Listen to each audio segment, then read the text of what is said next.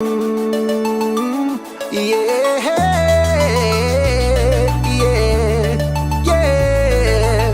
Feeling like a star, you can't stop my shine. I'm up in Cloud City, my head's in the sky. I'm solo, I'm on solo, I'm on solo, I'm on solo, solo. Yeah, I'm feeling good tonight. Finally feeling free and it feels so right. Oh, time to do the things I like. Gonna see a princess, everything's alright. Oh, no job but I answer to. Ain't a fixture in the palace zoo. No, and since the carbon night's off me, I'm living life now that I'm free. Yeah, told me get myself together. Now I got myself together. Now I made it through the weather. Better days are gonna get better. I'm so happy the carbon night is gone. I'm moving on. I'm so happy that it's over now. The pain is gone. The shades are coming from my eyes. I'm jumping in my ride. I'm heading out tonight. I'm solo. I'm on solo. I'm on solo. I'm on solo. Solo. Picking up my blaster, putting it on my side. I'm jumping in my Falcon. Whoopie at my side. I'm solo. I'm on solo. I'm on solo. I'm on solo. Solo. I'm hot and solo, I'm hot and solo, solo.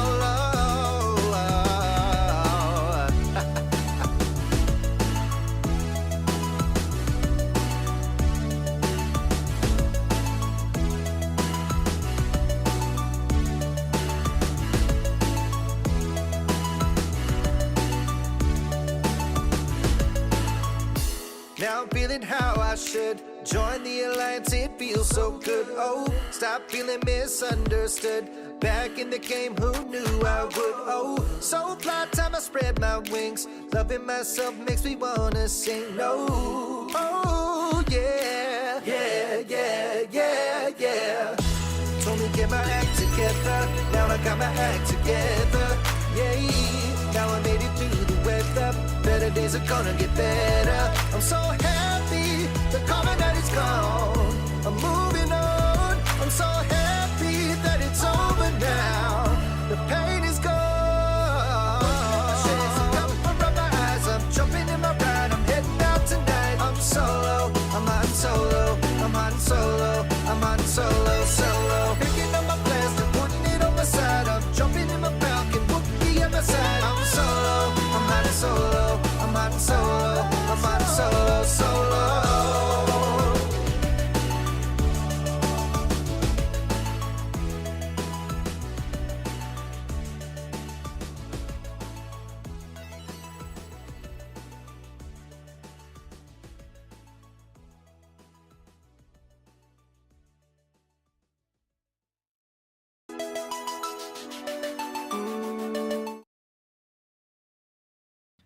Hey everybody, welcome back to Escape Reality Star Wars Talk. I'm your host Caleb. Hi, I'm Seth. I talk Star Wars with this man. Let me fix that real quick. Oh, yeah? Go ahead and give like the basic introduction to the premise. So long story short, this man has conscripted me to go and read books and observe Star Wars media. Here on Saturdays, we come and we talk about it. I think that's about it. Today we're gonna be covering like the main thing that we will be discussing is the High Republic. Cataclysm. Cataclysm. I was gonna say Convergence, but we've already covered that book.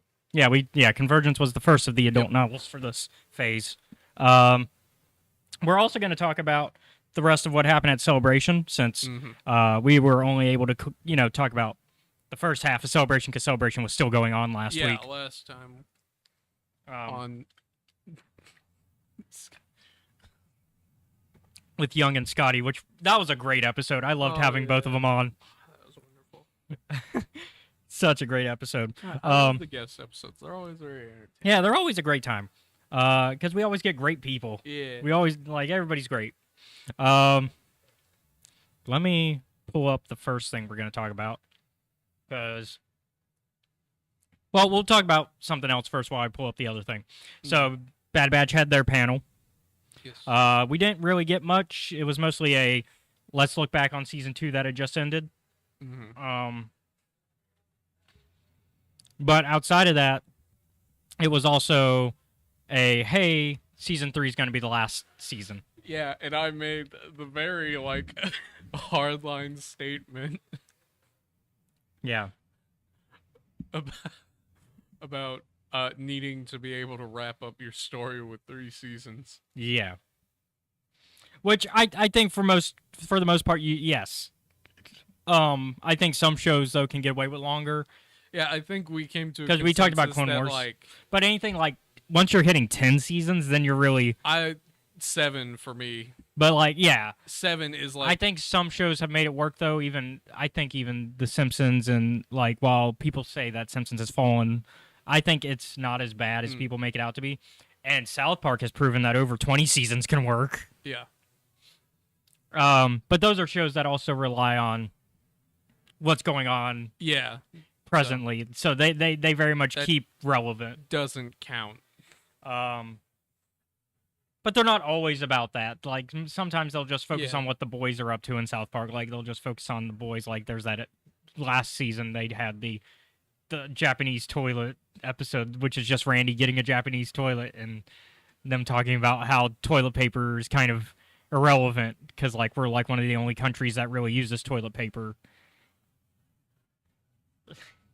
But like for the most part, like they're not like for the most part though. Yes, most episodes are like what's going on in the Yeah. moment. Let's talk about it. So it's like because you have new material to work with like that hasn't already either been published or is currently in the middle of publishing. Mm-hmm. And it's also a show that they make in a week. Yeah. One of the few shows where they make it within that week. Yep. Which, even today, it's still impressive. Like, even with the technology that you can have to make that easier, which Yeah. they do use. Like, it's not handcrafted characters like it used to be back in season 1 through 3, or even, yeah. Now it's CG. It is CGI. Like, animation. It is animation. It's not just little hand puppet, like little hand drawing, hands arts and crafts. Little cardboard cut. Yeah, cardboard cutouts. It's not that anymore. But yeah, I mean, I think this. For the case of Bad Batch, I think this works Yeah. because the story they were telling is very self-contained, and they could always, if they want to tell more stories with these characters, they can. Like, who's to say that Bad Batch ends and then another cartoon starts? Yeah. That just happens to have some of the characters like it, because people already joked that Bad Batch was a sequel to the Clone Wars. Yeah. And they're not wrong. I guess the watch order would be Well, but I'm saying, like, in terms of the fact that season 7 came out, ended, and then they were like, oh, yeah, here's Bad Batch show, which season 7 was where they introduced the Bad Batch. so as I understand it for like a bunch of animated and mainline stuff, the timeline is as follows. Generally speaking, episode 1, episode 2, The Clone Wars, episode 3, Bad Batch, Andor. And in the case of... and, Solo was yeah. after Andor. And in the case of episode 3, and Clone then 4, Wars... 5, 6. Yeah. In the case of episode 3, Clone Wars and Bad Batch, it gets even more confusing because Because season 7's last 4 episodes take place as the start of Revenge of the Sith is going on. Yeah. And even a little bit further into it, like about the halfway point. And then Bad Batch starts in the later half of Revenge of the Sith because we see the same speech that Palpatine gives of, hey, the Republic's now an empire, from the perspective of the clones in Bad Batch. So there's fans that have put together like 4-hour cuts where you just watch everything together. Yeah. So you watch the animated parts of Clone Wars with episode 3 with the animated parts of Bad Batch all in one thing, which I think that's fun part of being a fan is doing stuff like that. Yeah. But back to Celebration and stuff, because that's... Yeah, and so I think season 3 of Bad Batch, it works as being the finale of Bad Batch because I think that story's coming to an end anyways. Yeah. Because, like, the story is really protecting Omega, and then, obviously, the whole reason that they have to protect Omega is so that, because the Empire wants Omega's blood, so that way they can get to where they get to in the sequel films. Because everything is connected. It's a connective tissue. Like, all they have to do when Omega gets there is just get the blood out of her. And then it's like, all right, we're done. But it sounds like they also want to convince her to be on their side. Yeah. which that's where it's going to get complicated and make for good storytelling. You don't have to complete the side objectives, man. But I get why, because it makes for, once again, it makes for good storytelling for them to tell that, and yeah. Other news though. Yes. We got Visions Volume 2 trailer. That's the thing I had to Show prepare. it to me. Yeah, let me get it pulled up for the audience as well. We've been talking about this for a while. I just haven't seen it yet. Yeah. You ready? Yes.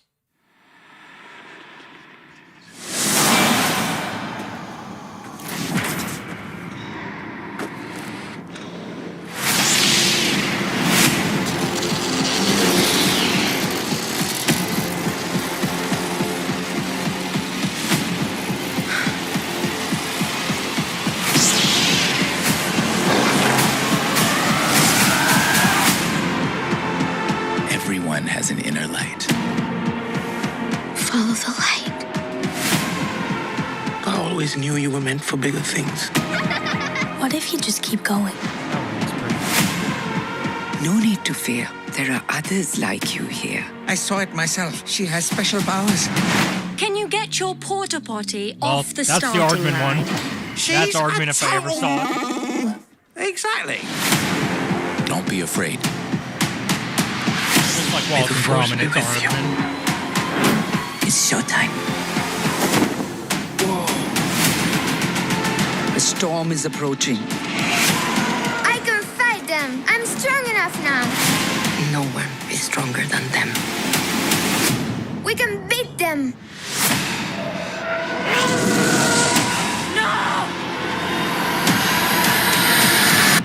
You there! Hold it!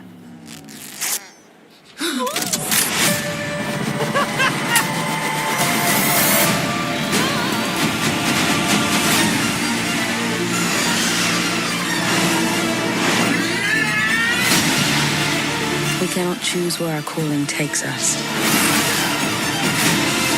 Only whether or not to answer.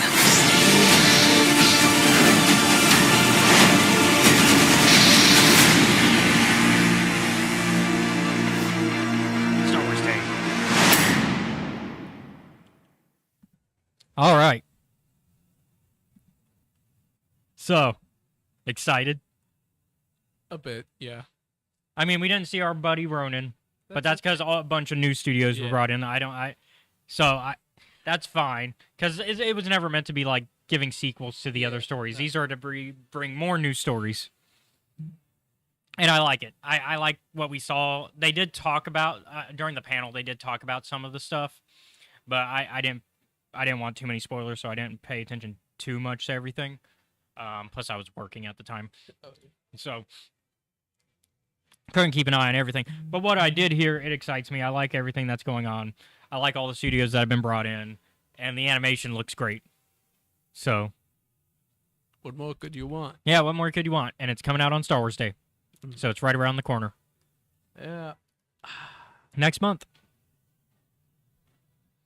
Like, we're halfway through this month, so yeah, it's like literally right around the corner. So that's it for that. Yep. That's all the news I really wanted to talk about because there wasn't really anything else that was Alright. big, and I kind of just wanted to get through the rest of the major celebration stuff that we missed last time because it wasn't out yet. So now we're gonna get into the book Cataclysm. Yeah. So spoiler warning. Spoiler warning, we're going to spoil the hell out of this book because that's what we do here on the show. If you haven't paid attention in the 65 previous episodes. 64. This is 65. Sorry, 64. Come on, math. Look, Subtract it's not one. my strong suit, okay? Okay. Well, either way, let's get into it. Yes. So we're gonna kind of stick to our new kind of way of doing it, New where format? where we don't like Go over page for page. page for page, where we're kind of Yeah. just talking about the things that we liked about it and coming up with fun questions to talk about this. Firstly, how sad are you after this? I feel like the characters they killed off weren't as sad for me, but like they were still like, oh, I like that character. Well, Because Charo Roy wasn't one that I was Charles Roy, I was like, I wasn't attached to him, but he was damn. the one Saurian Jedi that I like. Because the only other example is Kiadi Mundi. All I have for his death is a polite respect, I guess. And then now Ada Forte, I'm a little more upset about because Yeah. we both like Creighton's son, and so seeing Creighton's son's hurt because his Son's friend is like, well, Creighton's son is sad because his friend is dead, and now we're sad because Creighton's son is sad. yeah, poor man, Creighton. And he's scarred too because he got too close to the Nameless. Yeah. He got better though. He got better, but He's the only one we've seen get better. but he is scarred. Yeah, like he because during the funeral scene they make it very clear that he is scarred from it. It's like, I need to know what that thing was. Also, this brings into question about Phase 1 Yoda. Mm. Phase 1 Yoda didn't recognize the signs that the Nameless were back. God, I forget. Because at the end of this book, Yoda's like, we now know what, like Phase 2, which is a prequel, Yoda's like, okay, yeah, we know about these things. Let's make sure we be careful with them. Yeah, I think the exact thing, like Creighton and Yoda go and talk to each other about it at the end of the book. And as they're talking, Creighton's like, hey, shouldn't we tell the others about this? And Yoda goes, No. And it's like... And he's like, we'll keep an eye on it, make sure nothing bad happens. Yeah. And Yoda, were you keeping an eye on it during Phase 1? Because it doesn't look like you were. Then again... But I did question myself on that logic, too, in the Discord server. I was like, but to be fair to Yoda, like, he probably didn't know that the rods were involved. And so seeing he only figured out the rods' involvement through Tromac. Yeah. Because remember, Yoda and Tromac are hanging out during Phase 1. Also, 100 years is a long time to remember. And in this things. case, it's 150, I think. Yeah. And so... He's already getting up there in years. So, I mean...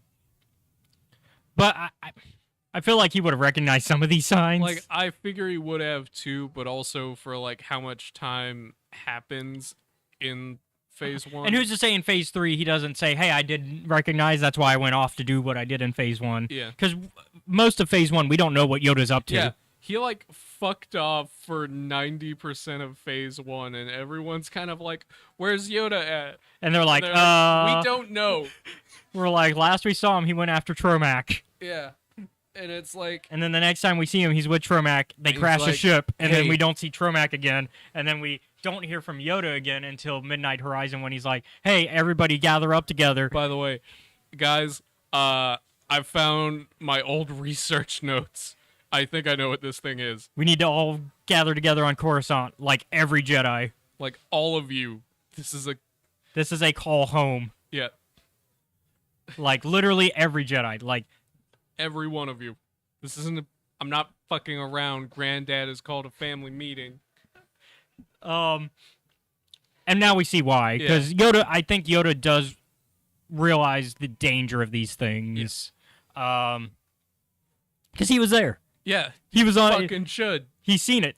He's seen it happen. Yaddle's seen it happen. Yeah. Where did Yaddle go? Yaddle is also because Yaddle is not in Phase 1 at all. Well, no. Yaddle does appear in one book. She does.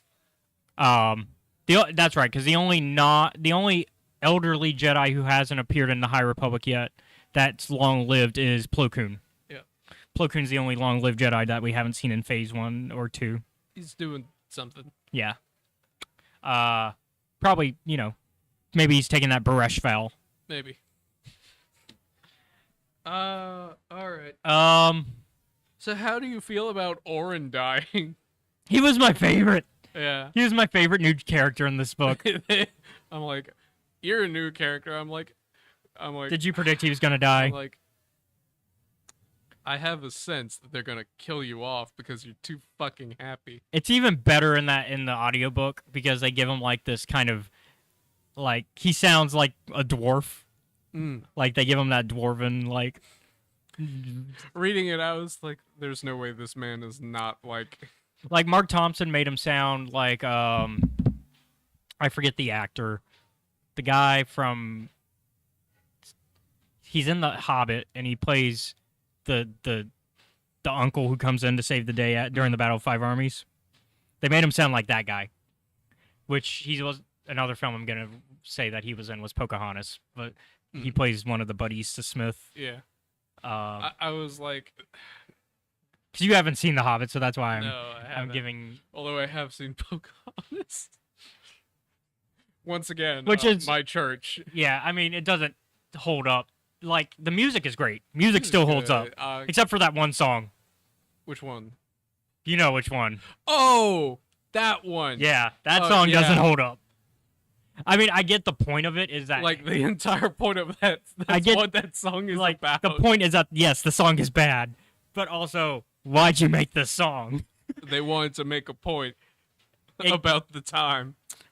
But the rest of the music holds up great. Mel Gibson doesn't hold up great. Color of the Wind. Yeah, Color of the Wind. Yeah, that's great, classic. Yeah. Mel Gibson doesn't hold up. But yeah. Anyways, yeah, I like Orin. Orin is great. The halfway point of the book where he gets killed, I'm like, it's by such a. Here comes the part where everything goes wrong. It's by such a bastard character too. Oh yeah, fuck Bynot. Yeah, Bynot's the worst. He is, man. Can't even, like, not even his best friend can trust him because, like, Axel is like, we grew up together, we were buddies. Bynot's like, fuck you. Fuck off. In fact, go kill a kid for me. Yeah. Axel's like, here is the master plan for Axel. Get out of jail. Step 1, get out of jail. Step 2, question mark. Step 3, profit. Step 2. It's the underwear gnome scale of. Yeah, step 2. Fuck. I Yeah, don't know. once again, Step question mark. 3, make contact with the mother. I don't even think he really wanted to do that. Any plans No. after No, he just get out wanted of to. jail. Yeah, his plan was get out of jail, and that was it. Yeah. And because he did not, he actually did. Because here's the thing: everything Axel says is a lie in this Oh book. yeah, he's like, all I can do is hit the bluff button because I don't have anything else I can do. So like he starts off immediately lying because we get like a Hannibal Lecter type thing going with him, Yeah. where the smart thing that Orin and Gayla think of to do is to go see him because Gayla's like he probably knows, maybe he knows what's up with the path because he worked for them. She was wrong, but it's you don't have any other leads, it's not a bad place to start. So she's like, hey, maybe he knows. Yeah. He fakes being sick. Yep. Which Gayla kind of is 50-50 on to begin with. I'm not sure. Orin is like, he could be lying, could not be. Either way, we don't really have much options. Yeah. Orin is very much a, if Gayla says one thing, he says the other thing just to kind of like make her think about it. Yeah. Because that's the thing. Gayla is trying to be a way seeker. Yes. Which means she's going to, have to be relying on the Force, not the Council. And so that requires a lot more deeper thinking and not just... And so I think that's what Orin's preparing her for. Yeah. Because Orin's like, yeah, you can trust your immediate instinct, but sometimes you want to... Think about it a little bit more than not at all. And so... Although, this does bring up the thing... Although, speaking of the prison, I was thinking about, like, things I had not considered. Yeah, because we talked about this one coming in. The fact of, like, well, the thing that the medic brings up is, like, hey, oh, well, why is he getting sick all the time? And the medic's like, it could be altitude sickness. Yeah, it could be the since atmosphere he's, that we're like, in. From Coruscant, and our atmosphere is a lot different. Yeah. And I was like, oh, shit, yeah, that's right. Because, all planets are different. Yeah. We were talking about from species to species, but we didn't even think just planet-wise. Yeah, that was where my initial thought was from planet to planet. Yeah. And then I was like, oh, then logically you couldn't have someone from Mon Cala on, like, the prison planet from Andor, like, if they were a prisoner. But once again, the Empire wouldn't care. They'd probably... The Empire wouldn't care. They probably... But now the Republic would. Well, High Republic would. High Republic would care. They tried to put them in a proper cell, probably. Yeah. Although we're seeing some of the failings of the red tape. Yeah. Because Axel's been pretending to be sick for a while now. Yeah. And they've been struggling to decide whether or not to move him because they haven't quite gotten the orders yet. Because basically, Okay, this 'Cause- one's not necessarily a failure of the Republic. It's a limit of the technology at the time. well, yeah, because you have to have the can't EX get droids to get EX the message droids out. and then beacons. Yep, and the beacons, which are currently being messed with by the Path, because the Path is trying to cut down communications to the Outer Rim. Yep. Specifically around the Dawn and Irem Arano region. Yep. How do you feel about our return to characters Fantu and Ziri? Oh, it's great. I like them. It sucks how their marriage is going. Yeah. Like at first. Oh man. I am glad that they kind of find the middle ground near the end. Yep. Now, of course, we know that obviously this isn't going to last. No. Even if it lasts throughout the rest of Phase 2, we know at some point between Phase 2 and Phase 1, there is another continuation of the Forever Yeah. War. Even if it does last, it's only gonna last as long as they do. Yeah. But it seems that Fantu and Ziri are trying to make the effort. Yeah, they are. Um, The worst bit about it is everyone else on their respective planets, like they're including immediately their ready to go back parents, to it. hates it so much, and they're like, we're just waiting for the excuse to happen. Yeah, they're like, we're just ready. We're ready to fight as soon as we can. Yeah. And, like, Fantu's mom is like, let's go. Yeah. It's like, what do you mean my son escaped from the hospital? Oh my And they're god. like, we didn't fucking see him. He just left. Yep. Also, I was thinking the other thing that this book got me to think about, and I was Chancellor Greylark, or Kyon Greylark as she is now. Yeah, Mrs. Greylark.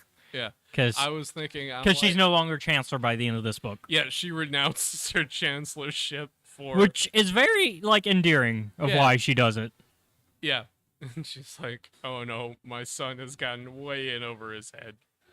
And she realizes that she has taken her career, like... Yeah. Because we... It was... Yeah. It was one of those things I was explaining to to a coworker at work, and I was like, man, I'm so fucking sick of politicians in media being like, my career. Except we've seen it in real life, though, Yeah, too. that's the thing is, I'm like, I know politicians do this. This is a thing that happens. Because we've seen plenty of children of politicians come out and say, yeah, my parents are the worst. Yeah. I'm like... Especially if the kid disagrees with the political ideology of their parents. Like, that especially creates tension. Yeah. And we've seen it in real life, so of course, media's going to reflect on it. Yeah, because that's what media does, whether we like it or not. And I'm like, could just one of you choose to step down a little earlier before your kid goes and joins a cult? A terroristic cult, in this case. Yeah. And it's like, so one of the earlier, like the flashback scene of Axel and his mom, when his mom takes him basically to the terminal ward at the hospital to like show him it. Look at all the great things I've been able to do. And I'm like, why did you fucking do this? I know why you did this. However, this looks like a PR stunt. Which it kind of partially Which is. it is. And I'm like, Axel, you were not right, but your mom was also wrong. Yeah. This is just a mess here. And now she's finally found a way to kind of meet him halfway, because like we know why. Because we know Axel acts out the way he does because he feels not seen. Yeah. Now, does that excuse what he's doing? No, Absolutely no. not. It is that he is seen all the time. He just wants his mom to fucking see him. Well, that's what I mean.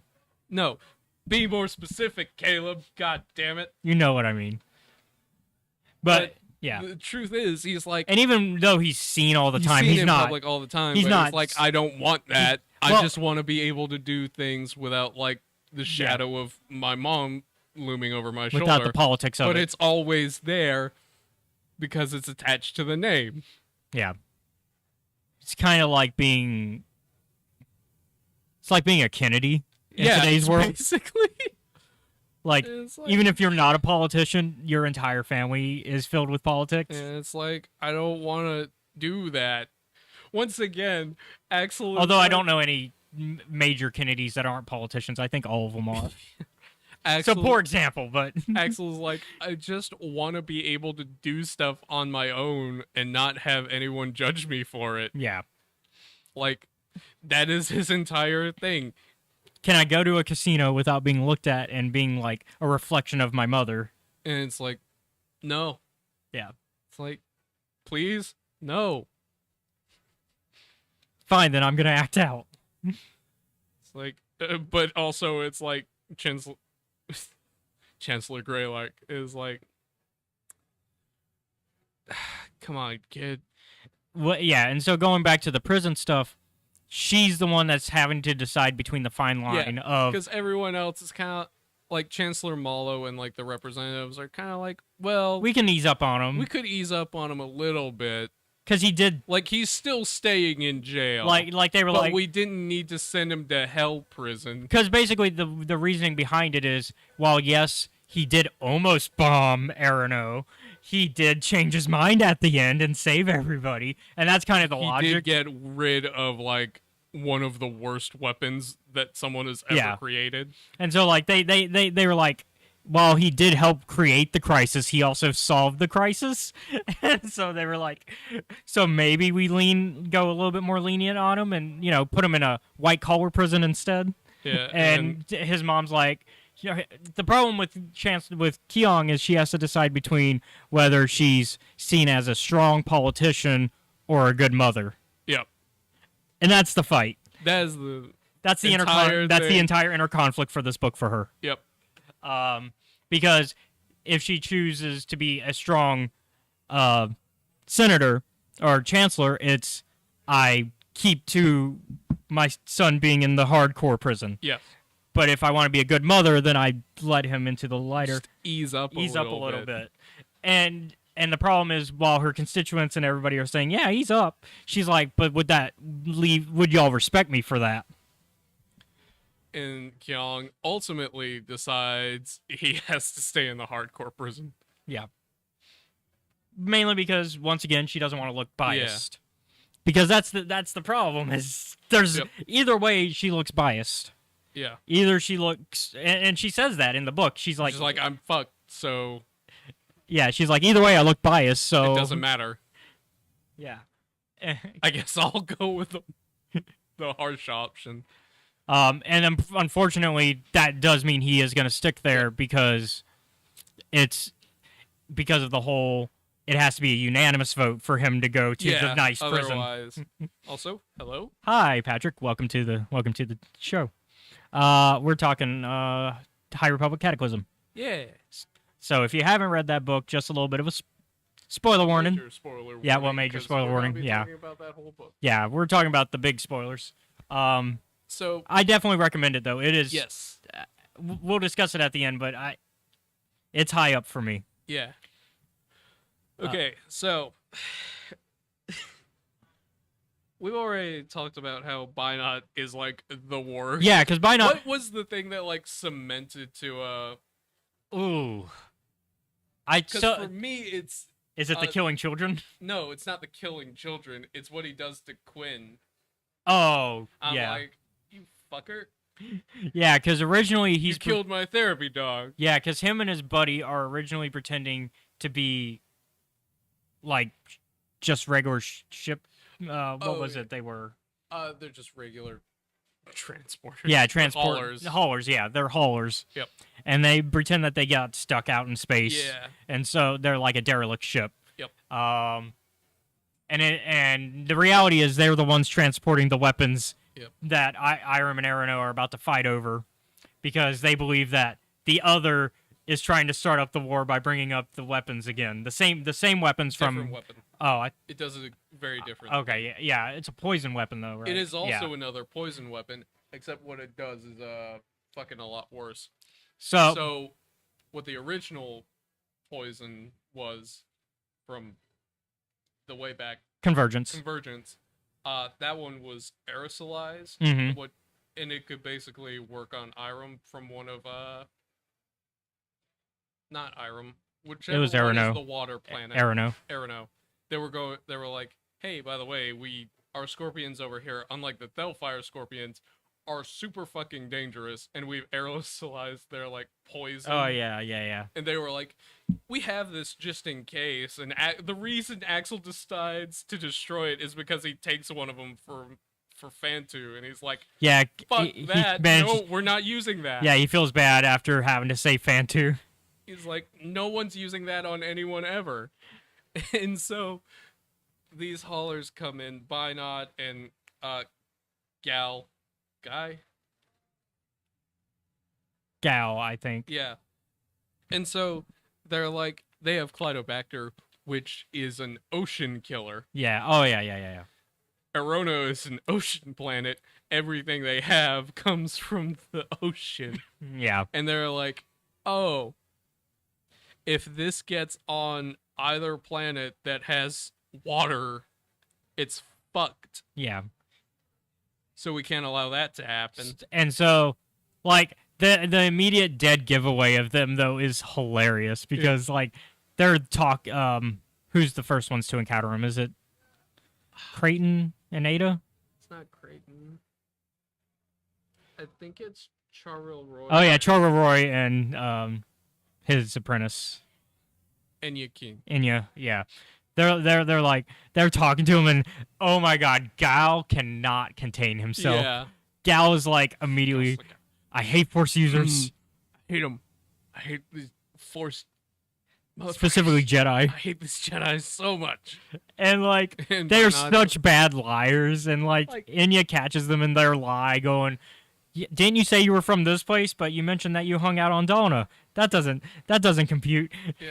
And Bynot, Bynot's trying, but he's just not succeeding. and so they get into that. I thought that scene was hilarious. Yeah. The best part is when Enya figures out that he's a Force user because she keeps trying to like fuck with his head, and he's like, no. Yeah, because Bynot is. That's another reason Bynot is the worst. Because like he would take advantage of the Force if he could, even though he says he wouldn't. He would. He's the type of character to do it. Absolutely. Yeah. He doesn't do it in this book, not intentionally, anyways. Yeah. But I wouldn't be caught off guard if later on he starts using it to. Yeah, it wouldn't surprise me either. Because like he's very much the type of character to do it. I'm like, man, you chose a bold place to be, Bynot. Now, of course, after this interaction, he goes off to rescue Axel. Yeah. From the prison, Because the mother told him to, and he is like, I want to be of service to the mother. Which is a long play for him, because we learn later on that there's a new sect of the path that's being created within the path of the open hand has become the path of the closed fist. Because I guess Marta's done fucking around. And we haven't figured out why yet. That's gonna come into the book that's not out yet, which is Path of Vengeance, because that's gonna be the Marta focused book. Yeah. Because she's on the cover. Marta doesn't really appear. Marta's mentioned a lot in this book, but she doesn't appear. Yeah, she's never around. Same thing with Yana. Yeah. And the Herald. And the Herald. Well, the Herald is mentioned a lot because they're like, yeah, the Herald fucked up. Yep. Same thing with, I've been reading Quest for Planet X, our next book for next week. Mm-hmm. And same kind of situation of a lot of mentioning of stuff. Yeah, but they're not there. Yeah, and they're like, we know they're doing something. We don't know what it is, though. And Quest for Planet X, I think you're going to like it because it connects pretty well to this book. Okay. It's very much companion piece, which I think Phase 2 has been really good at doing. I think Phase 1 was good. It definitely told a like ongoing story. Yes. But I felt like as you went from the adult novels to the young adult to the junior novels, they weren't really companion pieces. Yeah. They were their own story within that era that, yes, told the larger narrative, but they weren't like, oh, if I read the adult novel, I get more from reading the young adult novel, and I get even more from reading the junior novel. No, they were three different stories about three sets of characters that just happen to be telling the same larger narrative. Yep. Whereas this time, I think, with Phase 2, they've really been making it to where you read the adult novel, great, you're getting a full story. But if you read the young adult novel, then you're getting the next part of that same story with it like connected immediately, where you're seeing the puzzle pieces, and then the junior novel doing even more. Because I feel like just reading Convergence doesn't work. Yeah. Like Convergence is great, and you get a full story. But if you read Path of Deceit, you get a larger story where you're like, okay, now I know what's going on while this is going on, and that informs me of the larger narrative. And then the same thing is true with Quest for the Hidden City. While it takes place somewhere else, it's all concurrent to the same exact like few weeks going on in the other books, and so it all connects very well. And I think Wave 2, which is Cataclysm, Quest for Planet X, and Path of Vengeance, is doing the same thing. It's very much like this is all taking place concurrently, and you're getting puzzle pieces here and then other pieces there, and once you put it together, it's going to make a great story. What do you think of Sippa? I like Sippa. I'm like, oh, thank God. God. They definitely try to give us the she's the annoying kid thing, but it does like I'm not graded by her. I could see where some people would find her grating, but I don't. As a guy who's had up to 7 siblings who are younger than him, I get it. Yeah. This is far from terrible. Yeah, this is definitely the least annoying of like a child character. So far, you're pretty low on the annoyance bar, but I do kind of get where Yaddle's coming from. Yaddle's like, look, you got to stay on the ship. No, I wanna go do things. I said, stay on the goddamn ship. Although the first time, she's not really telling Sippa to stay on the ship. Yeah. She knows that Sippa's gonna escape. She's like, oh, I was just trying to distract Greylark's guards with her. Because, so while we have our main story of Gala and Orin trying to investigate what's going on with the path and what happened on Jeddah and what their next stage is. Creighton's son, Ada Forte, and 2 guards of from Greylark's choosing former Chancellor Greylark. Yeah, she was still Chancellor at the time when she assigned this. They are sent to investigate Donna. Yep. Because they're like, hey, the Force is calling us there. Something's up. Yeah. And Yoda even senses it. He's like, okay, yeah, go look into that. Because Yoda's hanging out with Greylark at the time. And he's like, because Yoda's trying to get permission anyways from Greylark to be like, hey, we got to do some stuff. But Yoda's also like, we also don't really need your permission. We can just do it anyway, but it looks better if we have an official go-ahead. Yeah, it's like, we're not part of the Republic. We can just do this. Yeah. But we're going to try to work together. As a formality, it would be nice if you gave us... It's also the same way Creighton talks to her. Creighton's like, hey, I don't have to listen to you. To me, that conversation is Creighton and Yoda straight up ignoring Greylark because they don't care. They're like, look, we could go through you, but we don't have to. Like, we're just asking you out of niceness. We're doing this as a courtesy. Yeah. Like, we could just be doing this. And so they're like, so the agreement is that, yes, they go investigate Donna, but it's a stealth mission only. It is literally just a survey, and then they come back. Yep. Things do not go that way. No.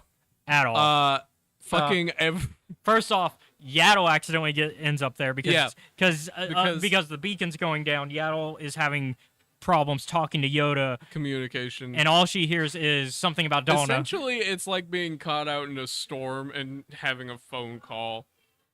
It's the phone going. Yeah.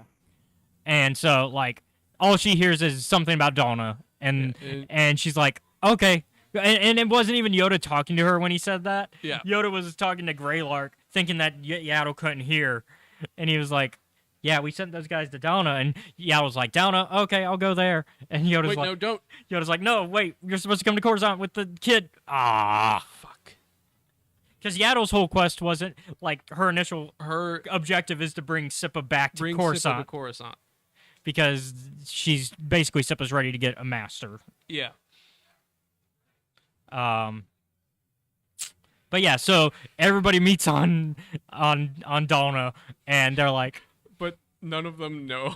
yeah, none of them know that the other is supposed to be there. Like, if I was a Path member and I was like, how many fucking Jedi are here? And they're like, It's that scene from Spaceballs. Yeah, where it it's like, very how much how many assholes are there anyways? Yo, I knew it. I'm surrounded by assholes. damn it.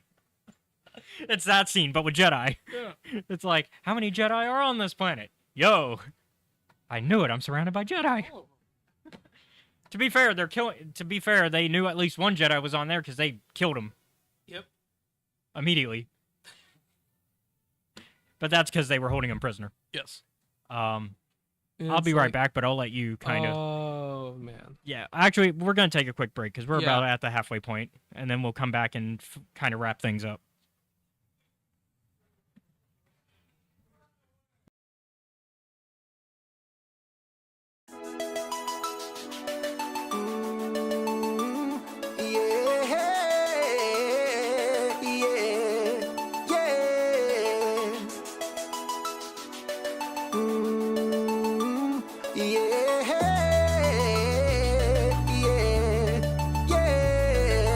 Feeling like a star, you can't stop my shine. I'm up in Cloud City, my head's in the sky. I'm solo, I'm on solo, I'm on solo, I'm on solo, solo. Yeah, I'm feeling good tonight. Finally feeling free and it feels so right. Oh, time to do the things I like. Gonna see a princess, everything's alright. Oh, no job but I answer to. Ain't a fixture in the palace zoo. No, and since the carbon night's off me, I'm living life now that I'm free. Yeah, told me get myself together. Now I got myself together. Now I made it through the weather. Better days are gonna get better. I'm so happy the carbon night is gone. I'm moving on. I'm so happy that it's over now. The pain is gone. Shades of cover up my eyes. I'm jumping in my ride. I'm heading out tonight. I'm solo. I'm on solo. I'm on solo. I'm on solo. Solo. Picking up my blaster, putting it on my side. I'm jumping in my Falcon. Wookie at my side. I'm solo. I'm on solo. I'm on solo. I'm on solo. Solo. I'm hot solo, I'm hot solo, solo.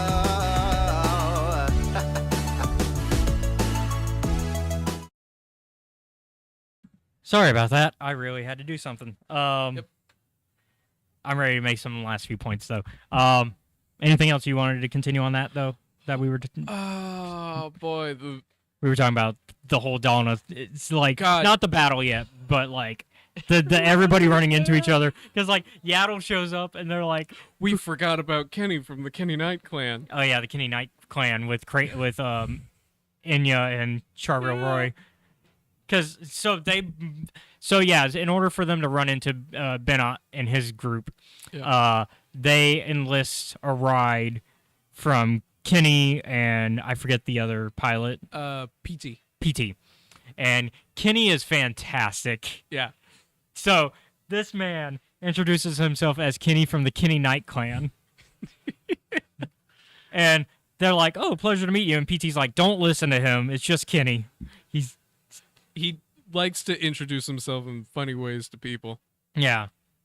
And He's now trying this one out. Yeah, I like that. He's Yeah. he's one of the like Republic. yeah, he's part of the Pathfinder group. Yeah. They essentially Because I think go out and keep the they're with beacons running. Yeah, I was about to say because aren't they part of a Pathfinder group at this Yeah, time? they are.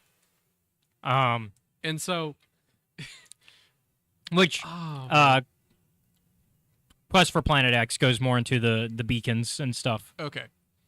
Because it focused. Because remember, the beacons magically come back online with the help of Malo. Yeah. Because Chancellor Malo gets so pissed off that Aram and Arono are not fixing the one for this sector because they're too busy with getting ready to go to war again. Fight again and throwing accusations. And he was like, "Fuck it, I'll do it myself." Yeah, and this comes at the like climax of Malo realizing, okay, I'm not getting anywhere. Well, not only that, he's now the only senator at this point. Oh, yeah. Or he's the only chancellor at this point. Because So Bennett brings Axel to Mother. Yes. Mother chides him a little bit, then is like, "Hey, in order to make up for it, you're essentially you're probably gonna have to die, but you don't have to die if you can convince your mom to come see us on Donna, because basically Mother's she plans to use his mom, Greylark's chancellorship to kind of take over the galaxy. Is essentially what I'm getting. Yeah, and I was like, after the events of the book and looking back on it, I'm like, that was a stupid plan.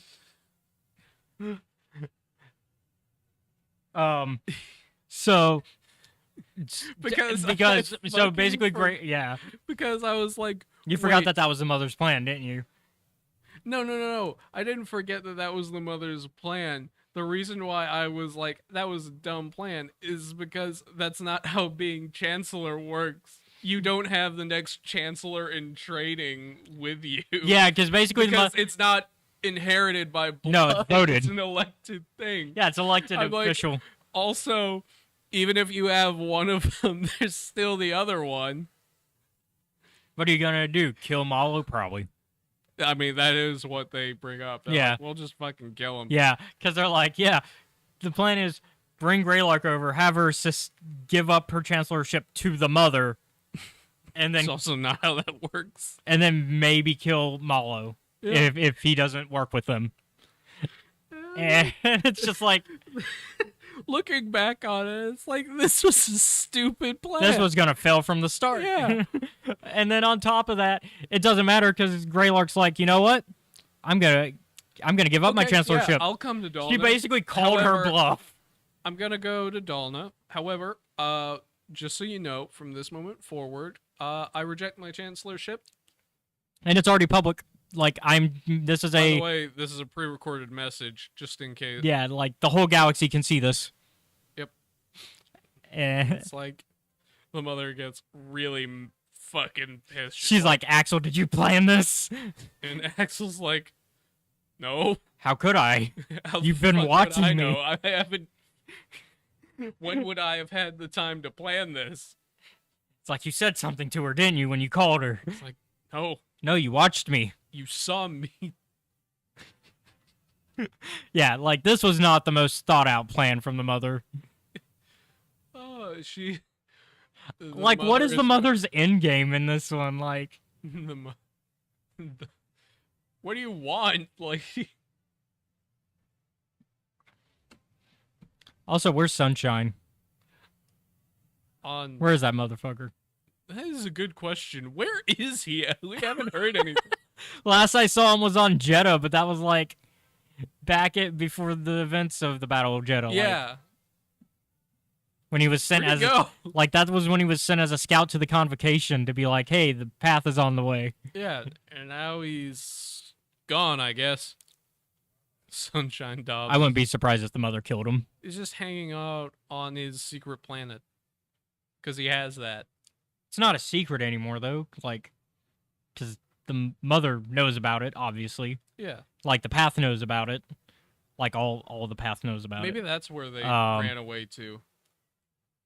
And then on top of that, the planet itself is not unknown. Like, it's one of those, the mystery planet that, like, pirates and hyperspace it's one of travelers those, talk like, to each other about.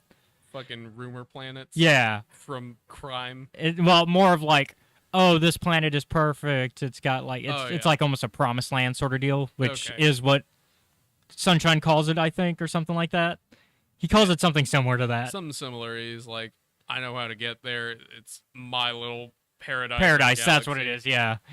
His little paradise, which everybody knows about it being a paradise planet because they're like, oh yeah, you can heal from it, from its waters and all that shit, and it's just like, oh okay. And you get more of the history of that in the next book we'll be reading. Yeah, I figure. You know, it is called Planet X. Yeah, I figure that's where we'll be going.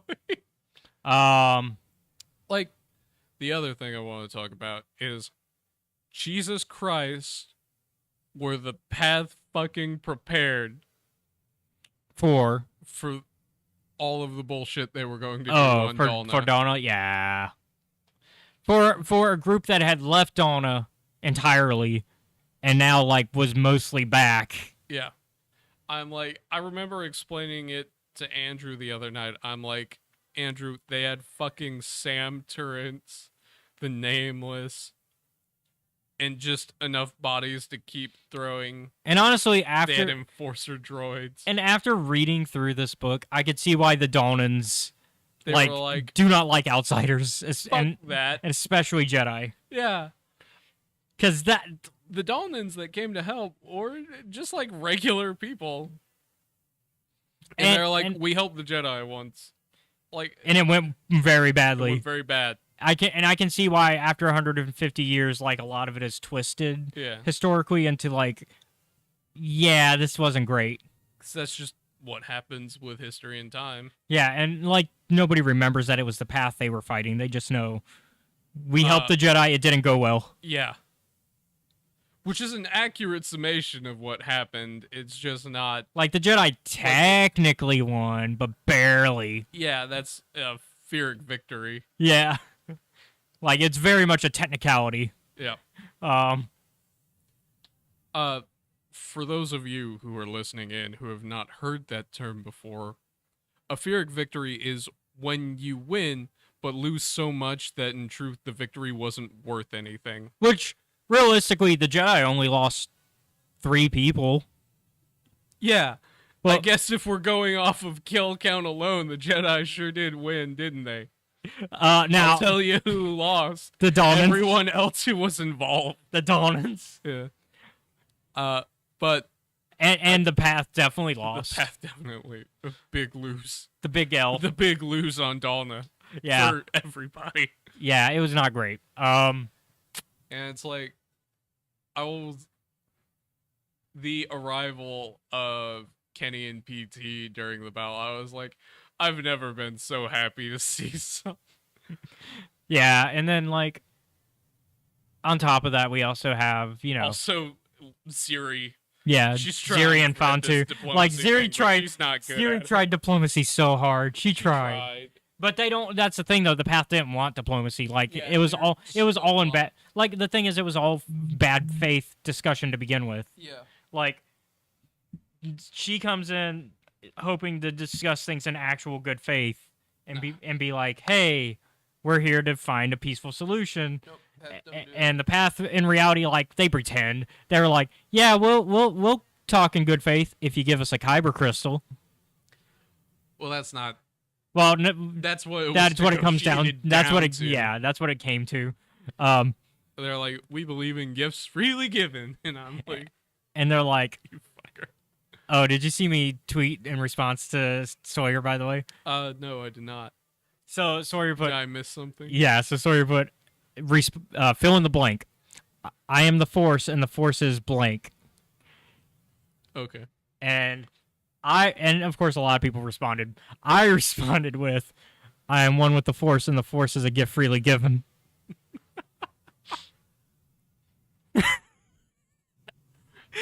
Oh, yeah. This is why you should follow me on Twitter. How did that go? She gave it a like. I got a couple likes from it. I mean, that is true. It is a gift that is freely given. Only to select individuals, though. And that's why you should follow me on Twitter. Escape Reality 94. Shameless plug. But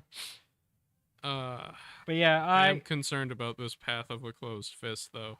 Also, yeah, so this is the battle I absolutely called back when we reviewed, what was the third book in Phase 1 for the junior novels? Fucking Dalna's Destruction. Yeah, the one with the ice skaters. Ice skaters. Fuck. God damn it, now you've reminded me. Mission to Disaster. Why are there ice skaters on Dalna? Why? But Mission Disaster, because during our review of that, I called it. Oh, yeah. Because we had heard at that point, they were like, oh, it's going to take place 150, 200 years before the events. 150, because it's 200 years before Phantom Menace for Phase 1, and then Phase 2 is 150 years before that. Yep. And so I was like, and we during Mission to Disaster, they talk about this battle, Yeah, the Night of Sorrows. Night of Sorrows, and they go, yeah, about 150 years ago, we helped the Jedi, and it ended up badly, and that's why Donans don't trust Jedi. And we had heard that that was the same amount of time between Phase 1 and Phase 2. And I immediately said, we're going to get the Battle of Donna. Yep. And sure enough, I fucking called it. Also, R2 is beeping at me. Yep.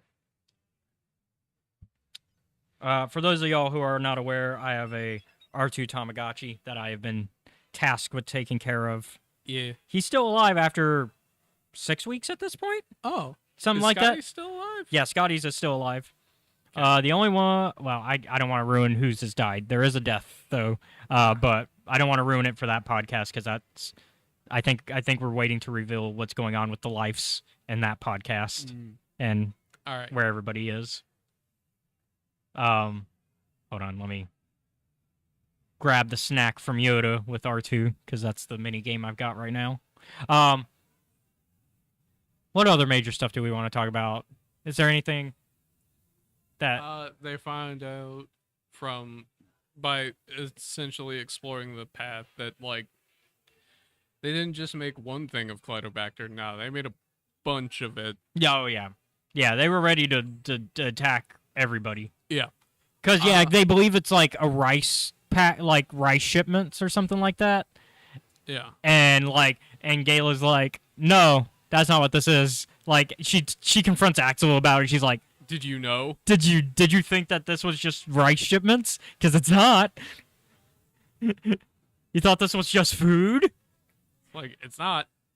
That's another thing that they noticed was weird about Donna, is that the like, farming land.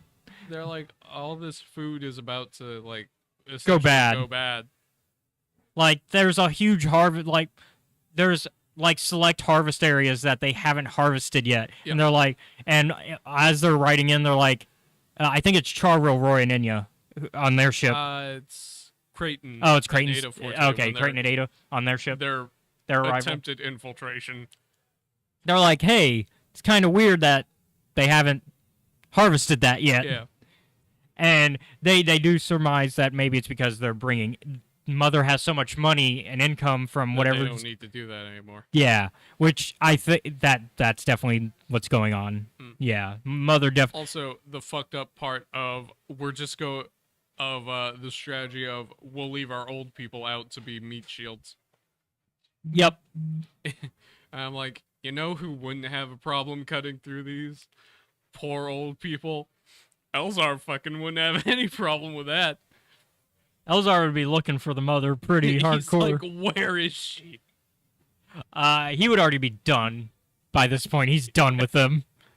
Axel would not have been able to escape because he would have killed him. But no, Bynot got his. Yeah, Bynot got what he deserved. Fucking stabbed through the chest and poisoned with his own gauntlet. Because he tried to get Axel... that was the final point for Axel, by the way. So, Axel is ordered to kill a child who's a member of the Path because that kid will not kill people. Yeah.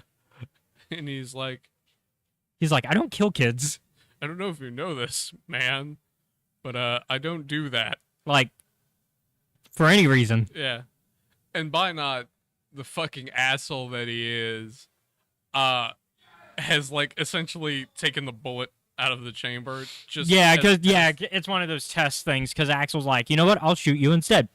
Oh, it's blank. Fuck. Yeah, Bynot's like, I figured. I thought you would do so. Yeah, because basically they force conscript Axel to fight once the plan A goes awry. Yep. Once they realize, oh, we have no leverage anymore with Axel. So they figure, well, we'll just have him die out in the battlefield. Yep, good enough. Which is not how that goes. No. I do like the ending bit of everyone kind of recovering in the hospital. It almost felt the ending is almost Return of the King, where it feels like it's like, oh, here's an ending. Yep. Here's another ending. Yeah. But it's not as bad. Like no, it's not as bad as Return of the King. But it, that Return of the King is a good and Return of the movie. King's ending also is not as terrible as people have made it out to be. Yeah. There's a lot that Return of the King has to wrap up. Yeah. And this is a similar situation. There's a lot that has to be It's wrapped like, up. I'm sorry. Do you think wrapping up a fucking 11-hour story was gonna be easy? Yeah. No. And this film has a lot. I mean, this book has a lot to wrap up as well. I think they do a good job of wrapping up stuff while also leaving enough room for the other two books that have to explain like the rest of the story. Yeah. And of course Phase 3. Yeah, in terms of like non-force users that I've seen in a while, I like Axel a lot. Axel is a complicated character. Yeah. There is a lot to dislike about him. Yeah, that's fair. Like when you like, and I get why like some people could think he's almost as bad as say Atten Rand at first, because he does have a lot of similar attributes of. There's a few things that are unforgivable, but Yeah, except Axel doesn't like torturing people. He also does not kill children like some other characters in this franchise. yeah, Axel does a lot of things that I think definitely are problematic. Like, he does just straight up murder a guy for, like, overhearing something, but I'm like, that's kind of part of the business. Cassian Andor did the same thing in Yeah, Rogue so One. one of our protagonists has also done that. But I think Axel is a complicated character. There's a lot that you can dislike about him, because yes, there are issues that he has. Oh, yeah. That boy has problems, but I think he's a character who's trying to better himself. Yeah. Now, in the first book, I can see why a lot of people after Convergence was like, I don't like Atten. I mean, I don't like Axel. Yeah. Sorry, very similar characters. Very similar names. I don't like Axel, and I can see a lot of people that didn't like Axel by the end of the first book. I think this book redeems a lot of those factors. I think he still has a long way to go. He has a long, and he acknowledges he has a long way to go. The long road ahead. Um, But it's a lot better than where he was. Yeah. He goes back to jail willingly. Yeah. For one. Now he's going to a nice white-collar prison this time, but... Yeah. He is still going to jail. Yes. And for a longer time, because he has extra years now for breaking out. Yeah, but I'm like, all right. But at least this time, him and his mom will have better communication, because Mrs. Greylark now says that she is going to go visit her son as often as she can, to the point where she says, you will probably get sick of seeing me. Which I think that's very nice. Yeah, it's like... That shows that, okay, there's some healing that's going to happen here. That's been needed. Ever since Axel's dad died. Yes. I'm like, oh, that was like the nail in the coffin for the I don't fucking like my parents thing. Or I think my mom is not good. Now, she is not completely giving up government entirely because she is helping Malo. Because Malo needs it. Malo's like, I can't do this on my own. And Greylark's like, you can, but I'll be here if you... I'll just help you with the transition. Yeah. Because I think Malo can do it. Yeah, I think so too. I'm like, oh, thank God. Because Malo's a good, like, this is a very similar conversation of what we had with Chancellor,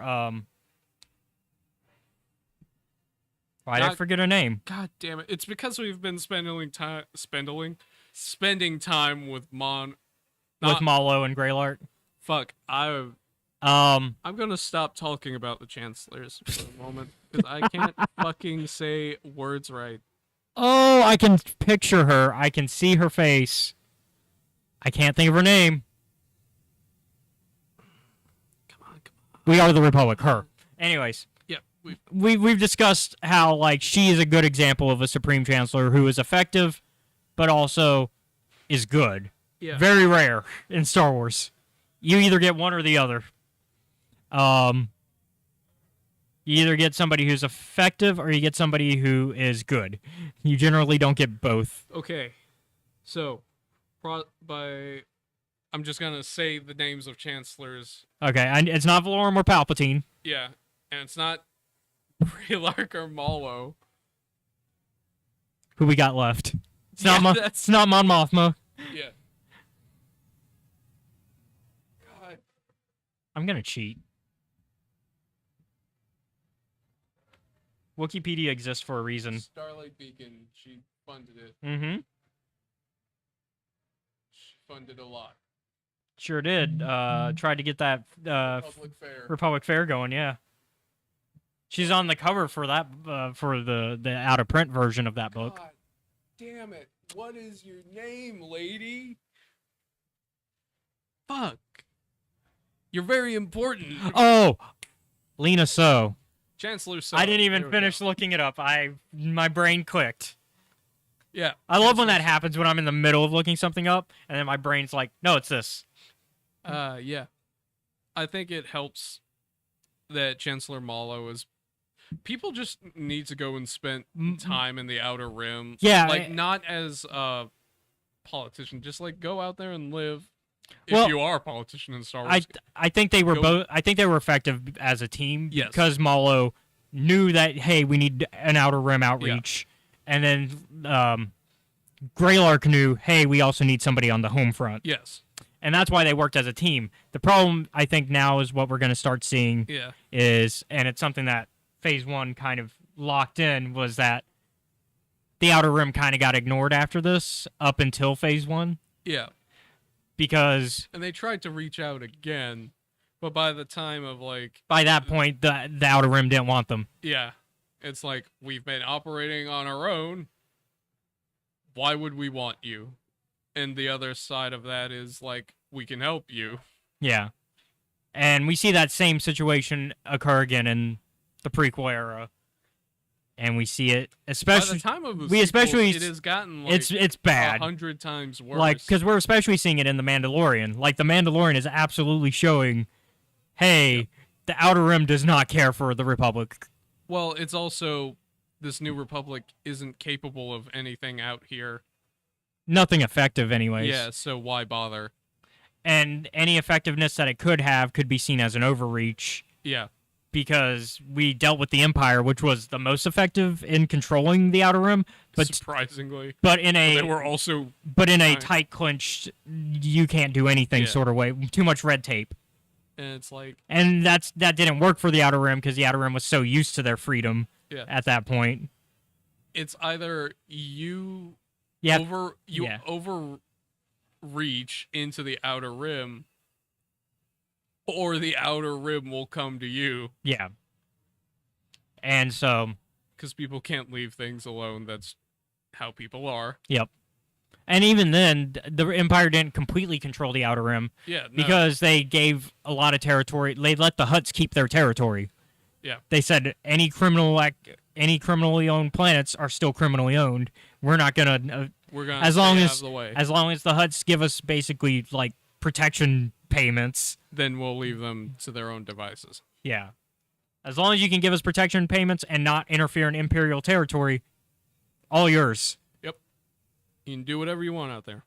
And even then we see that fall apart because we've seen, with the Vader comics and with Crimson Yeah, War of the Bounty yeah. Hunters, where it really comes to a head. Yeah, at with the Crimson end. Dawn and everybody, yeah. So, Like, so for the Mandalorian era, I keep making the joke of, like, even the in world, like, the protagonists and the people there, I remember when they're like, oh yeah, we sent Moff Gideon to trial, and Din just goes, he didn't make it. no, not even Yeah. that. He's like, oh yeah, what are they gonna fucking Yeah. do? Nothing. Because that's what they do.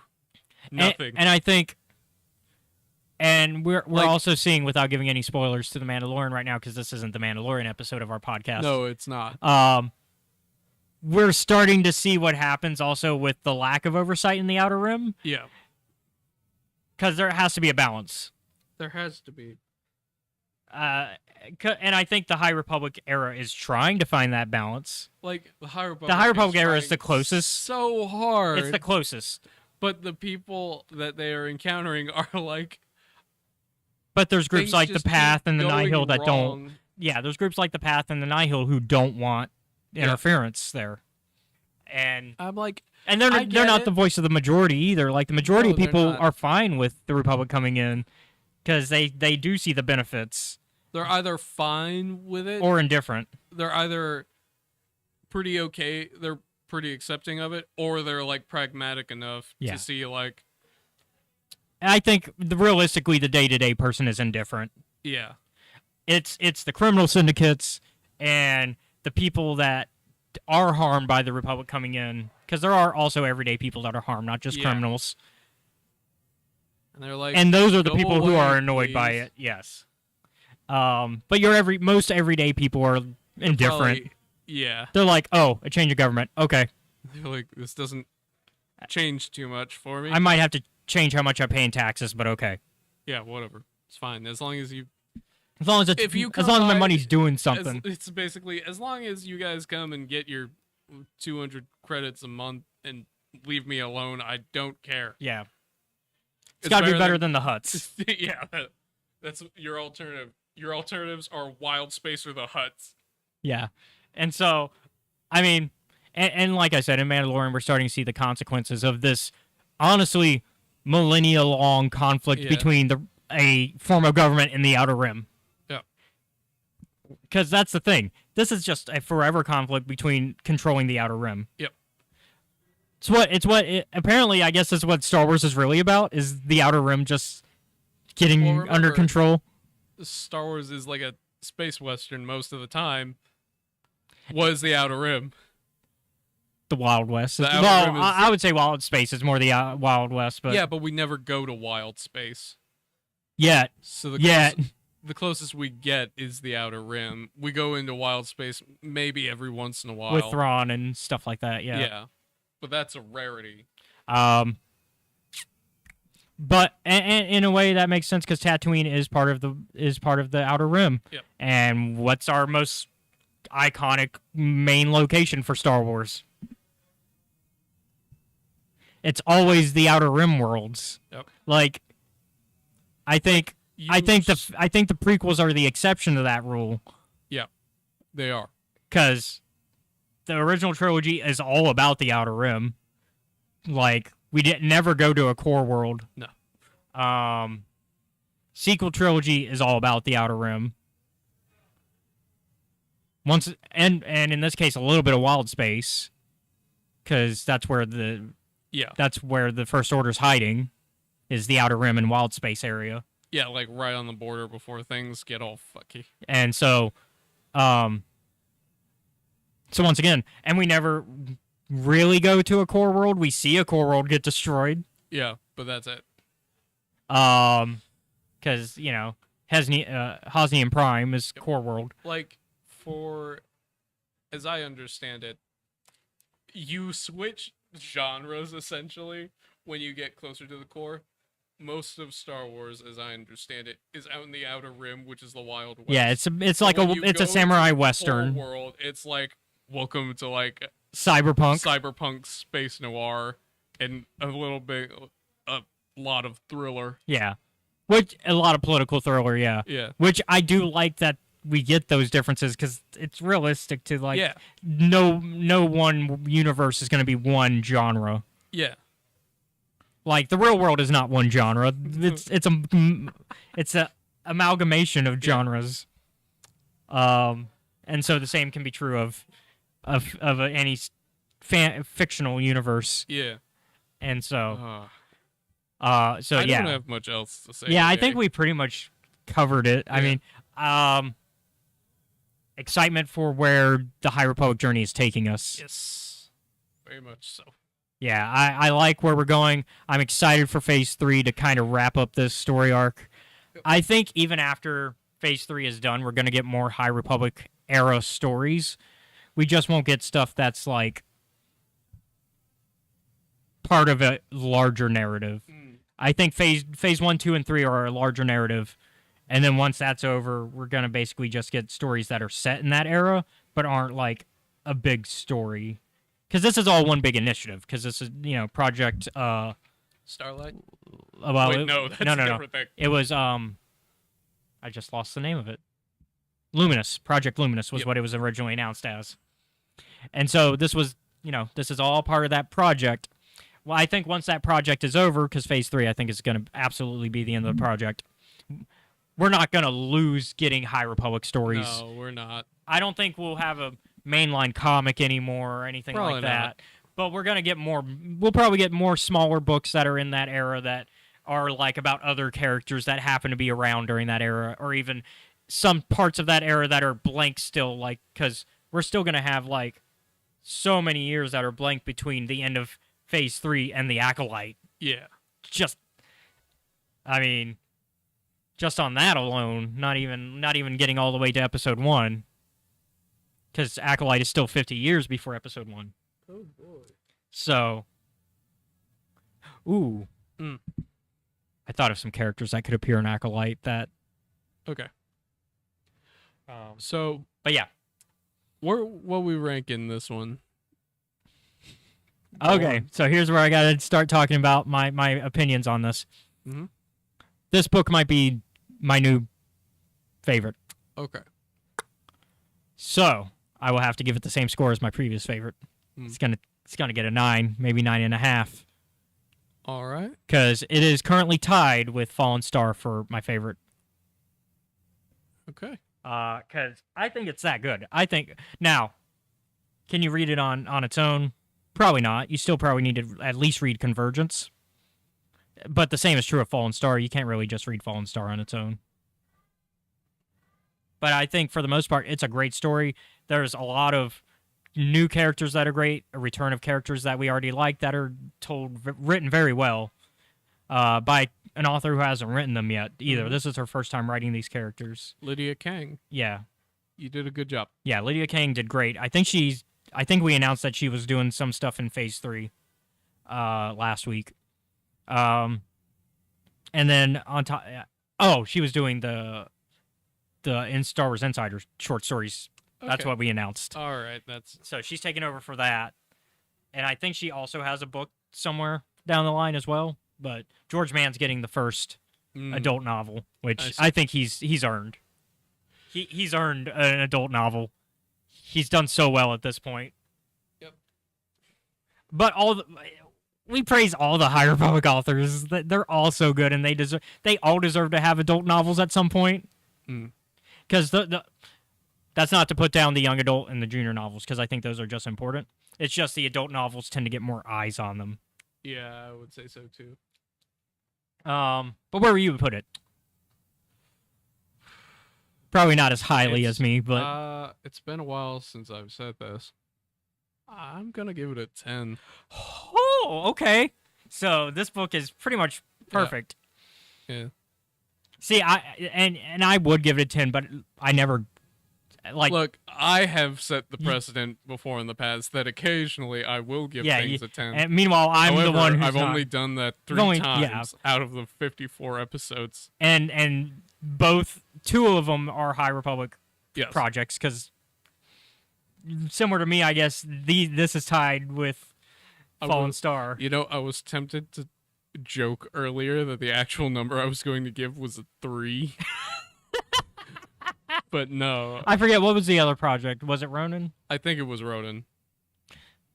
Yeah, so, I mean, that's high praise, though. Yeah. Coming from you, this is high praise. Praise for me is not easily earned. So I think we're in the same spot here. We both really like this book and really recommend it. If you're a Star Wars fan, if you're a High Republic fan, I mean, if you're a Star Wars fan and you like books and you haven't checked out the High Republic, check it out. Go and do that. And honestly, you can start with this phase. Yeah. Like, this is very much, it's the prequel era for High Republic. This is very much I've never seen the original trilogy. You don't need to. Go see the prequels. Worry about it. While you will get more out of Phase 2 if you've read Phase 1, you will still very much enjoy Phase 2 without reading Phase 1. And then when you do get Phase 1, you'll also, it's vice versa situation where either way you're going to get more out of the other. Yes. So if you read Phase 1 first, you'll get more out of Phase 2. If you read Phase 2 first, you'll get more out of Phase 1. And I think in a way I'm appreciating Phase 1 more as I read Phase 2 because I'm noticing the dots that they're trying to connect. And it's making me hyped for Phase 3. I might not seem as excited as you. I know, right but, now, you're generally a more self-contained person though too. So like I can tell you're excited because I know you. But like for the audience, they might not be able to see it. But I can tell when Seth is excited, even if he's not exuding it the way I do. I am very much you are. I'm very much the type where I show my excitement, you're the type that's able to contain it, but you can still see it, especially if you hang around you enough. Yeah. It's the benefits of being friends. God. I think there's only been like maybe 1 or 2 times where you've seen me and I've just been like, I don't fucking care whatever the hell is going on today. Or Yeah. like, I don't think I've been genuinely upset Yeah. for a very long time. Especially not with Star Wars. Star Wars has been. I'm like, we are in a golden age of Star Wars. We are. I'm willing to make that argument. I'll give it silver. At least it's not the Bronze Age. Yeah. You go to iron. I mean, you could say I could see silver because some people would say the classic EU '90s Legends era. That's the golden age for a lot of people. But I feel like this is the golden age because we are getting constant. We are getting fed. If you are a Star Wars fan, we are getting great books. We're getting great TV shows. We're about to get some great movies because they just announced them last week. Yep. In fact, I wasn't going to report it, but I was seeing a rumor of when we're getting the Favreau film. Yeah. I mean, the Dave Filoni film. And people are saying around 2026, which isn't too far from now. Okay, so... I mean, which is reasonable. They just announced it. Yeah. That gives time for them to finish up Ahsoka, because he's show running Ahsoka, obviously, because that's his... that's his child. Literally, like, him and George created Ahsoka. That's his child.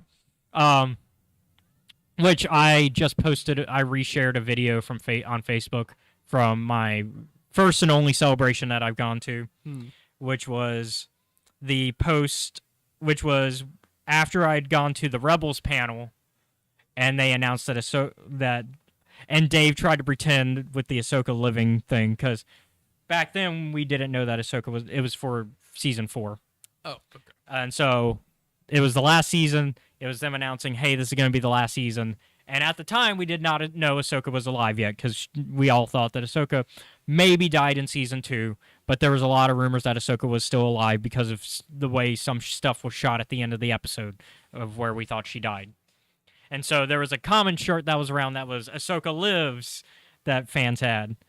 And Dave Filoni was wearing a shirt that said Ahsoka Lives, ? And that got fans a little bit riled up that he was wearing that. And then the lights go out. We watch the trailer for season 4. Lights come back on. He's wearing Ahsoka Lives, and now it's an exclamation point. He doesn't say a thing, which is very Dave Filoni. If you've ever seen like Dave Filoni interviews and him try not to spoil things, very Dave Filoni and how he handles this by not saying a word and fans getting all excited because they obviously see the shirt and know what it means. But he doesn't say anything, and he's like, oh, do you want to watch the first episode of season 4? Kind of like hand waving away what's on his shirt. Yeah. And lights go out. He's gone. Walks away, and we all watch the first episode. Yep. But, like, I posted that video from 6 years ago now. Oh. Which is about the time that I was doing season 1 of this show. Because I was doing season 1 of this show, because technically this is season 2. Oh, yeah. I call it season 2 because I just didn't change the name. We changed to my my co-host, and we changed everything else about it as well, because it was originally more of a talking about the news, and that was it, really. Yep. And we started to lean towards reviewing pieces of media, but we didn't, like, do it that much. Yeah. At the time. At the time. And at the time, it was me, John, and Lakin. Oh, boy. Yeah. What a set of hosts. Yeah. They were great. I love John and Lakin to this day. They are amazing still. Which John, I'm excited that he's excited for my game. Yeah. Yeah, because we're working on a tabletop game. Once I get my to last be a 2 Jedi players this time. Yeah, you get to be a Jedi. Well, a Jedi. Semantics. First, force sensitive. Yeah, first force I've sensitive played through character. 2 of your games as a non-force sensitive, and sometimes it's hard to keep up. But I think managed pretty well. I think also I try my best to make the story not while we're in settings that are while we're in the eras that are very high force sensitive. eras, like because you've mostly played my Old Republic games. Because I did. It is weird to be the only guy who's kind of alive at the end of them, especially compared to the Force sensitive characters who die. because they die a lot. But yeah, I try to balance it out even in those eras. Now, of course, you didn't play in my Imperial era one, No, I did which was lower Force sensitivity. It was very much more. It was also more of a while the Old Republic games are more larger narrative, telling a larger story. The Imperial ones, the Edge of the Empire, Edge of the Empire. We didn't get to Age of Rebellion yet. We were gonna start Age of Rebellion, but then everybody kind of got busy. Yeah. I do want to come back to it because I think I have a good story for that to continue where that crew is, because I did like that crew. I like the Edge of the Empire crew. What a bunch of What credits. a wonderful crew, because that one had Keontae and Kiari and John and Steven and oh my god. Yeah. But that one was a little bit more low fantasy in regards of like Force sensitivity. Like there were some Force sensitives that were around, like There weren't a lot. yeah, because of when it takes place. Yeah. There's not going to be. yeah. Or if there are, you keep quiet about it. Yeah, you either keep quiet about it or you don't want to run into them. In the case of some of them, because Either or. Because there were a total of maybe 3 Force sensitives in the entire party. Yep. Because you had JP's character. You had Toki, who started off as an enemy. Like, he was originally supposed to be a one-time enemy. Yep. Who never like, it was a guest appearance from my buddy Colton, who was who's an actor. And I was like, hey, I know you're busy acting, but do you want to at least appear in this one session as a Force user and kind of be like a boogeyman for them to go up against? That's not how that went. That's not how that went. They very quick... Toki's popularized in our games as being the one who becomes the drug addict. Yep. He became addicted to spice. And then Amala becomes Force sensitive later on because we decided to retcon that Amala is Toki's child. Just in a very... Like, also the tone is very different between those two games. Yeah. I would say Edge of the Empire had a darker humor to it. Yeah. Like, that one has a lot of humor. And don't get me wrong, the Old Republic one has humorous moments in it as well. Old Republic's a little more serious. But it's played more straight. It's more light. Yeah, it's more high fantasy. Yeah. Whereas Edge of the Empire is definitely dark fantasy. And I definitely play That it. one time I got kidnapped by a Jedi. Yeah, I would say the Old Republic game has definitely been high fantasy, and it's more we're having fun, and we know at the end of the day the good guys are probably going to win. Yeah. But we're going to play with it. And while there are some dark moments, we tend to brush them off pretty quickly. Yeah. Like, I think the darkest moments have been like ASIN related stuff. Yeah. And maybe some character deaths, and then we like brush it off and we're like, okay, back to happier stuff. As opposed to like a moments of, is this treason? Yeah, which once again, I think that's a lighter moment. Yeah. And then Edge of the Empire is a lot more. I'm going to inject you with nanobots. Yeah. For crime, I guess. We definitely had some pretty dark moments in Edge of the Empire. I mean, we had some heavy deaths. Like, there was that one time where Lady Wallabury came, or Zalabri. The cybernetic Force sensitive that I introduced. There was... She ripped out the child from Audrey. Ow. I don't know if you remember that. Because remember, Audrey got pregnant? I remember Steven's character getting infected with rat ghoul disease. And then that turned out to be a dream, thankfully. But yeah, like that was pretty fucking bad. That was terrifying for a moment. Yeah, he was infected, but he never turned. I think is what happened. Yeah, sweated it out. So and then of course it ends on a dark moment because now, darkish moment. Oh yeah, because they've been conscripted to work for the Empire. Yeah, but also wasn't there a bomb on a planet? A little bit, I think. A planet-killing bomb. Yes, because that's what I remember. JP and Toki, JP's character and Toki, find out about this gas. Along with the robot. Is that Jared Shoemake's character. Okay. The one that was originally a health droid. Like, it was the healer originally, but then it became the most deadly character. Yeah. And that arc of him becoming the deadliest character started with the Toki appearance, because he shock grenaded Toki. Fucking waterboarded Toki with spice. Yeah.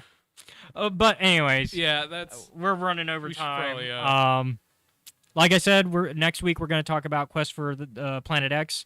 I've already read it. It's a fun book. Like I said, it fills in a lot of what's going on here, so I think you'll enjoy it. Okay.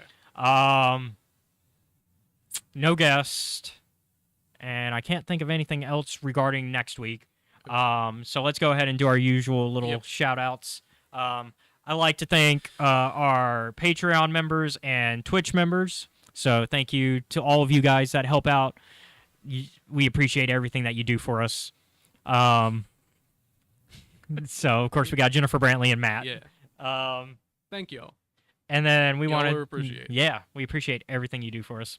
And also, shout out to Mobcast Network, who provide the space. They do the Cult Movie Cantina, which I help co-produce. This past episode, we talked about Ahsoka and some other stuff. And then this upcoming episode, because we do like a cult meeting where we just talk about whatever. This week's episode that's coming up is going to be an actual movie where we're going to talk about the D&D movie. Oh, yeah. You might hear me laughing in the background of that. Yeah, you were at both of those. So, yeah. So I think I can't remember if you laughed at all during the other one, but I know you laughed during the D&D one. But I know during the D&D one, they got me. Yeah. It was about God pranking Abraham. Oh, yeah. No, that would be... Yeah, it is that episode. Yeah, we'll save that. So Seth is in the background for this one, for this upcoming one. I don't say anything. He doesn't say anything, but you hear him laughing, and it's a good time. I think it was a great time. So be sure to check that out. You can find them on youtube.com/Mobcast Network and Mobcast Network on any podcasting app. And if they're not on one, you can just reach out to them at mobcastnetwork@gmail.com, I think. You can also find them on Facebook at Cult Movie Cantina. And then we also want to shout out Gamers and Geeks, who provides the space to Mobcast Network. And they're our local gaming shop. You can find them on Moffat and Howell's Ferry. There we go, my brain clicked. And they have all your gaming needs. There's even an arcade in the back where you can pay $10, get a little wristband, and play arcade for the day. Because free play machines, you don't have to put coins in or anything. Just pay the $10. And then also inside, partnered with them is Engage Gaming. They share the space. It used to be like a Winn-Dixie, and now it's like this shared space. And Engage Gaming lets you do a hourly rental service on like consoles. You can play on PS5, Xbox, PC, VR. And then if you pay a monthly membership fee, you get a reduced hourly rate. That's everything for in here, and then that's everything on my end. So let's talk about the D&D or Pathfinder game that you're. No, it is D&D. Right, it is D&D. Oh yeah, that's right. Y'all converted to 5e. Yeah. Are y'all going to be part of the new 5e though? That's coming out because there's that new player's handbook that's coming out.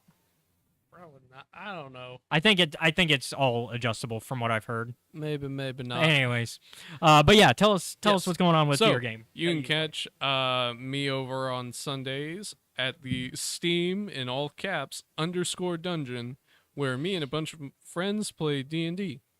I play Simon the Barbarian. We're doing stuff. I think crime is not happening. I'm uncertain though. We got the contracts. We just need to go and put them in the hands of the contractees, and then everything should be good. Unfortunately, Simon is struggling with the problem of where the fuck did my party members go? This was supposed to be a simple get in, get out, and get shit done, but it seems my friends have indeed fucked off. Yeah. I have the choice of either doing a 1 versus 50 or going to essentially the Accordion's Call, which is a nice little place for musicians. Or I could go home and take a nap. All very valid options. Yeah. All your choices are valid. Yep. But hopefully they'll reach out so Simon can make this decision. If not, I'll make it for him, and because that's what I have to do anyway. I really would prefer if they fucking let me know if they were doing good, because if not, a lot of guards might die. Yep. So once again, I feel like, in terms of group dynamic, Simon is the joke that John makes is that Simon is the parent, yeah. but he doesn't want to be. Yeah. So once again, you can find them on Sundays at 5 to 7 Central. Damn it. I got always you. forget. Don't worry. I got you. Yeah. It's all in. If you're watching on YouTube, which is youtube.com/Escape Reality Films, it is in the little description box down below. I always have that in the description now. It's in every video now where they can find the Steam _ dungeon. And then We didn't have a game last week because it was Easter. I was wondering if anything had happened, but it didn't. which makes sense. Yeah. And then I think that's everything. also, so find us on YouTube or Twitch, youtube.com/Escape Reality Films, twitch.tv/Escape Reality Films. You can also find me on Twitter, like I said earlier, at Escape Reality 94. I'm also on TikTok at Escape Reality Films, where I've been doing some movie reviews on Mondays.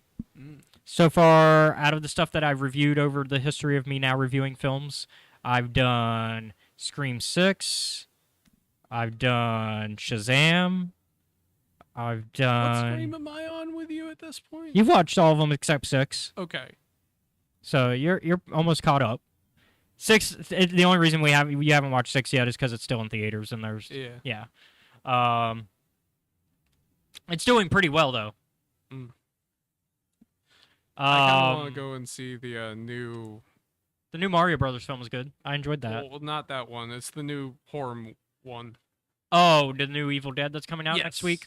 Yeah. That's actually that's the one I'm going to watch for next week's review. Okay. This week's review, it was Renfield. Okay. So look out for that for Monday. Any good? I liked it. All right. I liked Renfield. It's like a lot of things, though. We joke that I'm very positive about stuff. I'm not necessarily positive. I'm not negative either. No. Like, I can find faults in things, but I think the biggest fault with Renfield is if you're not into gore. It's not that. It's got a good bit. So if you're not into that and you just wanted a fun vampire, because it sells itself as a vampire comedy, and it is that, but I'd say for the rest, go watch my review. There we go. Plug it. All right. So Escape Reality Films on TikTok as well. And then I think that's all the social media that I really want to share. I have Facebook and Instagram, but that's more personal than... I post the TikToks and Reels on Instagram, which then automatically puts them on Facebook. And I have a following on Instagram and Facebook, but it's not the same following that I want. Those are more personal for me.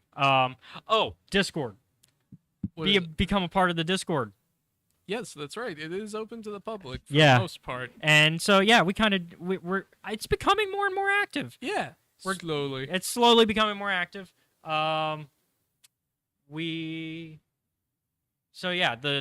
Discord is linked on both Twitch and YouTube. So if you're watching on YouTube, it's in the little description box. If you're watching on Twitch, it'll be on one of the buttons on the page, because there's the home page on Twitch where people can put their links. So it'll be on that. I think that is everything now. That is everything. So we'll see y'all next week, where we're going to talk Quest for Planet X, which is the next High Republic book. Have a good one. I have spoken. Later.